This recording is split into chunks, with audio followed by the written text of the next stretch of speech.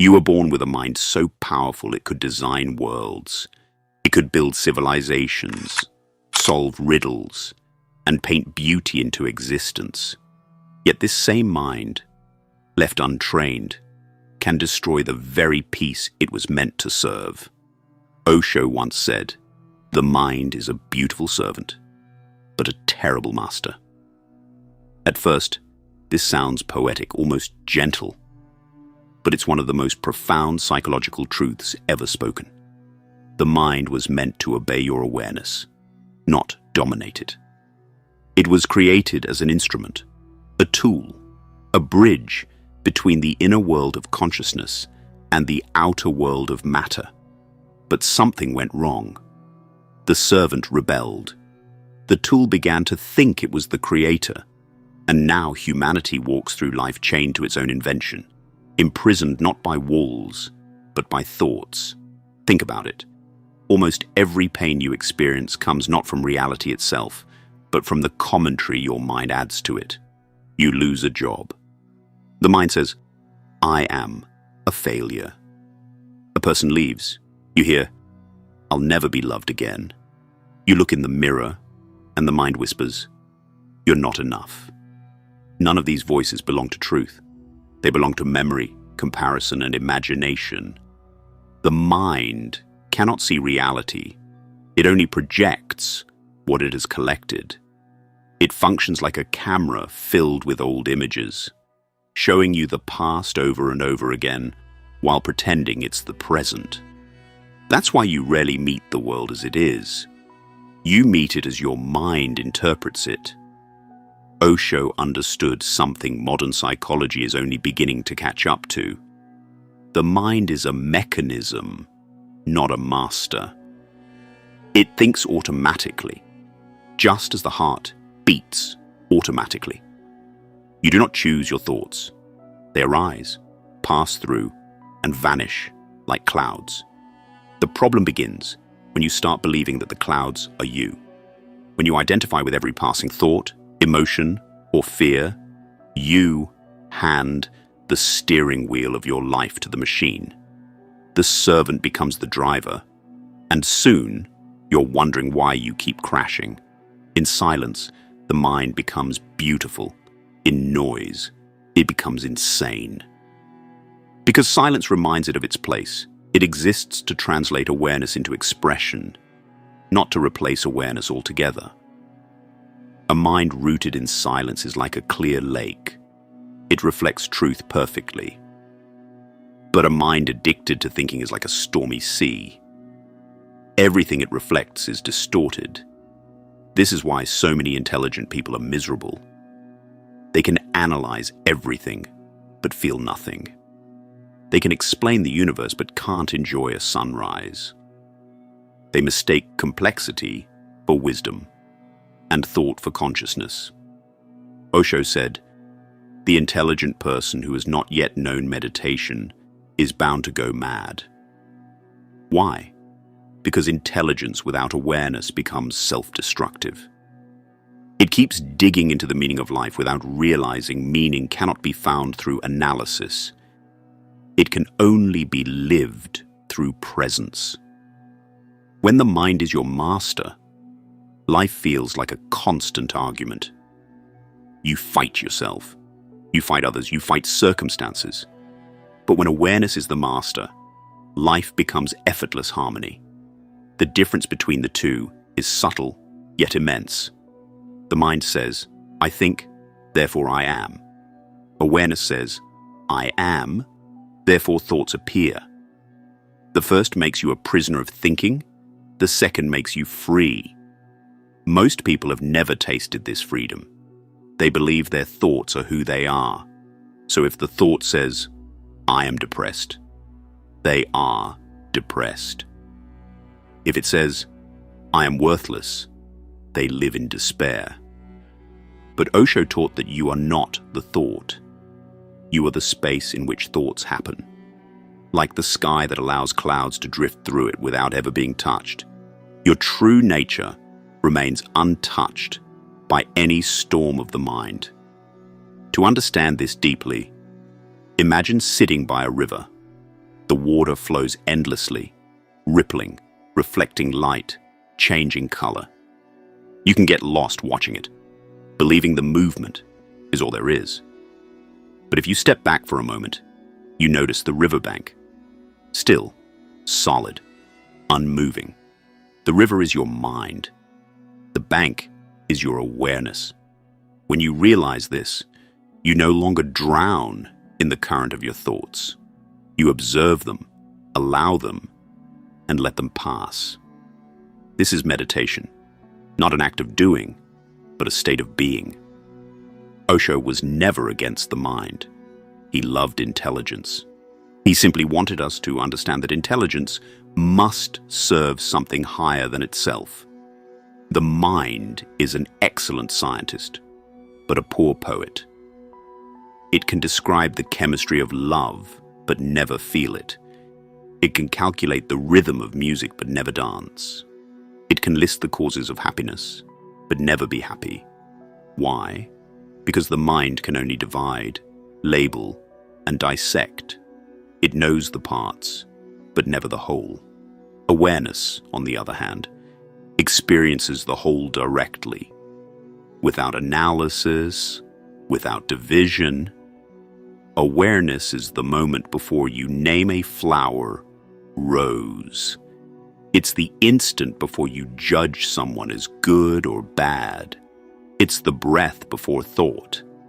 That's where real life happens. Osho often said, the mind is a wonderful instrument if used rightly. Used wrongly, it becomes very destructive. Used rightly means the mind listens to the heart. It takes orders from silence. Used wrongly means it tries to dominate, to plan, to control everything, and in doing so creates chaos. When you think too much, you stop living. You begin existing in concepts, in predictions, in fears. The present moment becomes a means to a future that never arrives. This is why Osho called the mind a terrible master. It enslaves you in time. It says, I will be happy when, I will rest when, I will be free when. But that when never comes. Awareness says, I am happy now. I am free now. The difference is the gap between heaven and hell. Look around you. Civilization itself is a reflection of the mind ruling over awareness. We have built machines that can think faster than us, but not feel deeper than us. We have endless information, but little understanding. We chase stimulation because silence feels unbearable. But why does silence feel unbearable? Because when everything stops, you must face yourself. And if your whole identity is built on thinking, silence feels like death. You fear the death of the false self, the mental identity. Yet that death is exactly what Osho called awakening. When you allow silence, the mind slowly returns to its natural state, a helper, not a dictator. It becomes creative, spontaneous, alive. You begin to use it like a musician uses an instrument. You think when you need to and stop when you don't. You are no longer trapped in thought.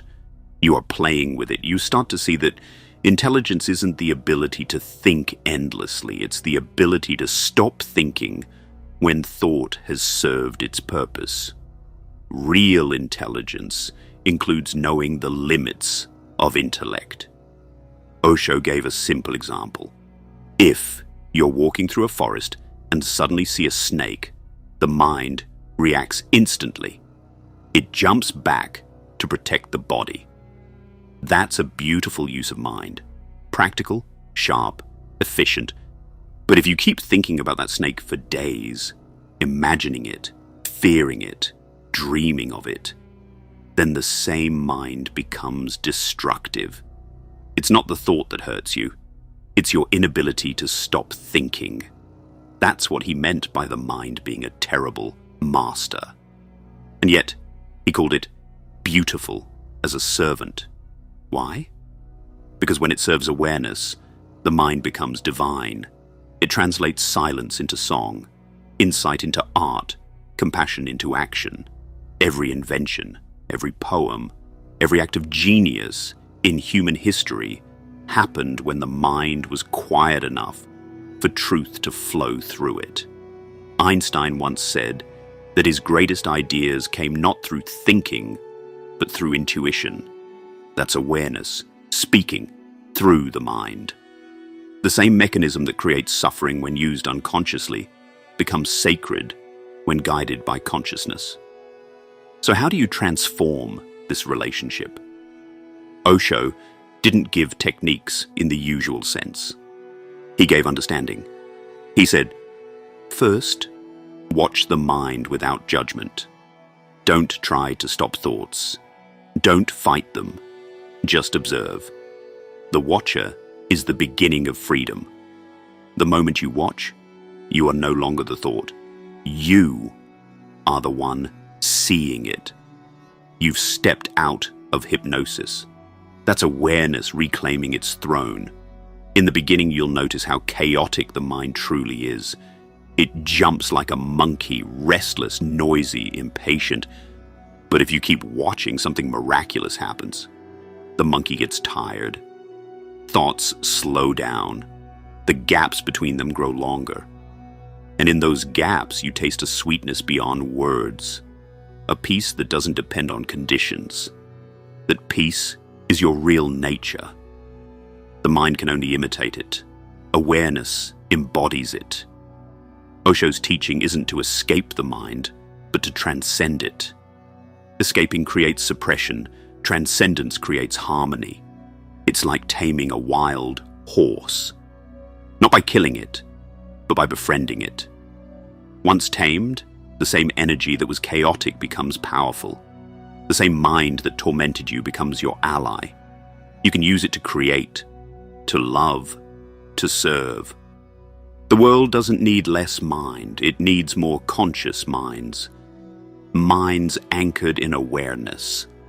Minds that know they are tools of something greater.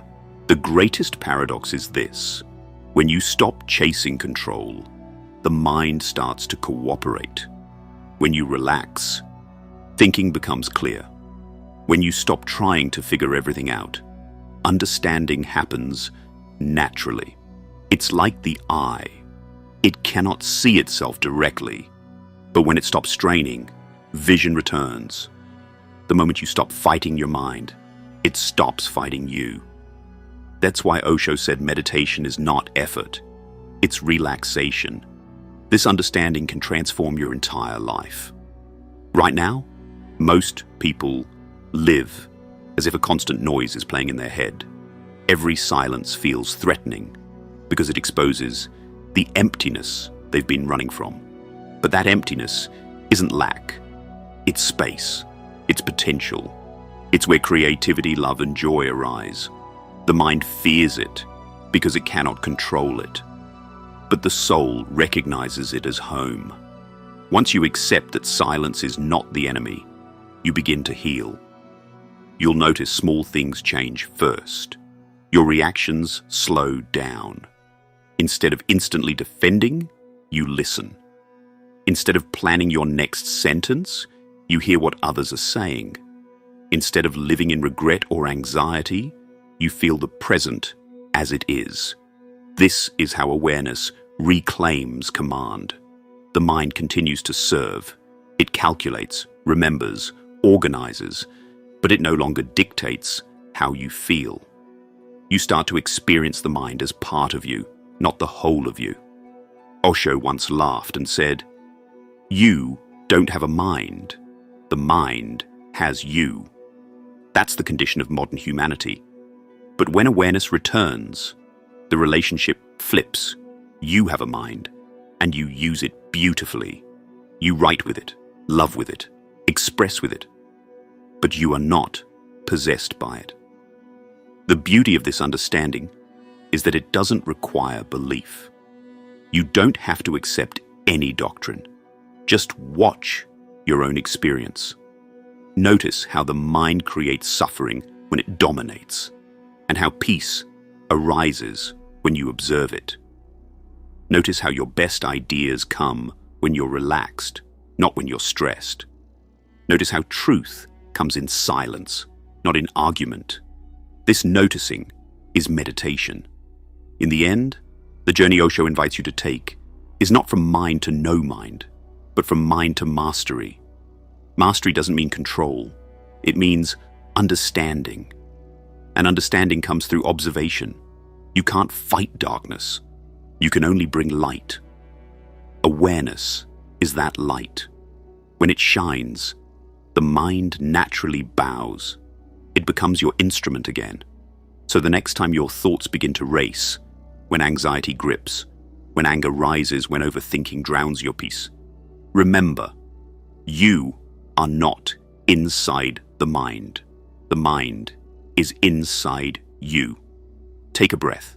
Step back. Watch. Let the servant return to its place. And when it does, life will no longer feel like a struggle. It will feel like a dance, where thought and silence, logic and mystery, science and poetry move together in harmony. That is the balance Osho tried to show the world, the unity of intelligence and awareness, the marriage of logic and love. A silent mind is not an empty mind. It's a full one, overflowing with clarity. And the moment you discover this, you'll see that the purpose of the mind was never to rule you. It was to reveal you. When the servant bows to the master, the kingdom within you finally comes to peace.